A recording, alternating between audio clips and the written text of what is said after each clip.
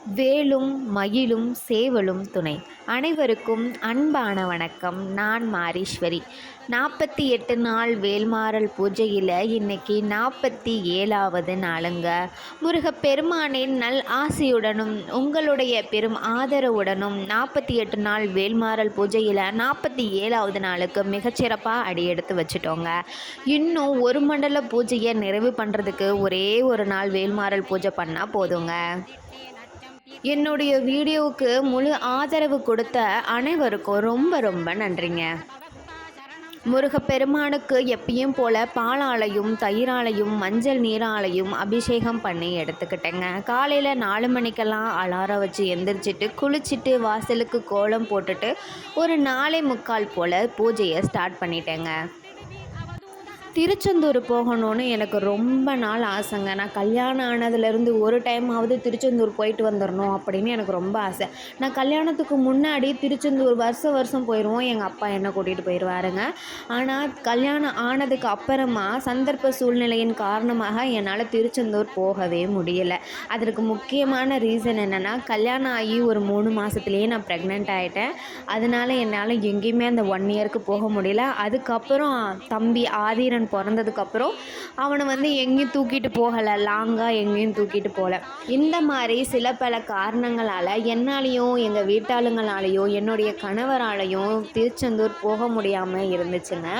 ஆனால் ஒரு 2 நாளைக்கு முன்னாடி என்னுடைய கணவருடைய ஸ்கூல் ஃப்ரெண்ட்ஸ்லாம் ஃபோன் போட்டிருந்தாங்க. அவங்க என்ன சொன்னாங்க அப்படின்னா, இந்த மாதிரி நாங்கள் திருச்செந்தூருக்கு ஒரு ட்ரிப் பிளான் பண்ணியிருக்கோம், நீனும் வரையா அப்படின்னு சொல்லி எங்கள் ஹஸ்பண்டை கேட்டிருக்காங்க. அவங்களும் யோசிக்காமல் நானும் கண்டிப்பாக வரேன் அப்படின்னு சொல்லிட்டாங்கங்க. சரி என்னைக்கு அப்படின்னு சொல்லி பார்த்தா, கரெக்டாக நம்ம 48 நாள் பூஜை முடிஞ்ச அடுத்த நாள் ட்ரிப்பை பிளான் பண்ணியிருக்காங்க. இது நாங்கள் பிளான் பண்ணதில்லை, அவங்க சொன்னது.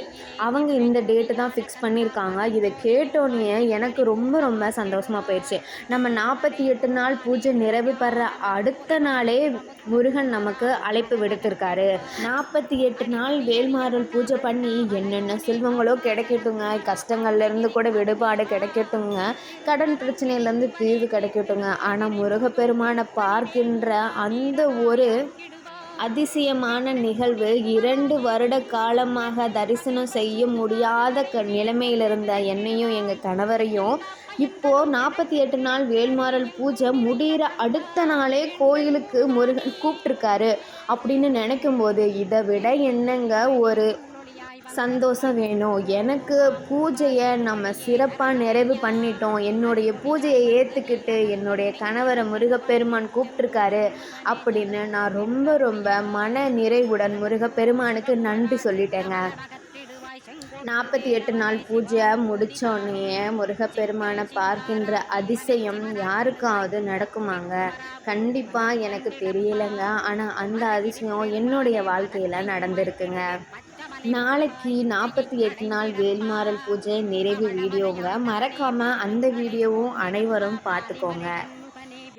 என்னுடைய சேனலை சப்ஸ்கிரைப் பண்ணாமல் பார்க்குறவங்க சப்ஸ்கிரைப் பண்ணிக்கோங்க, ஃபாலோ பண்ணிக்கோங்க, லைக் பண்ணிக்கோங்க, கமெண்ட் செக்ஷனில் கமெண்ட் பண்ணிக்கோங்க. நன்றி, வணக்கம். வெற்றிவேல் முருகனுக்கு அரோஹரா.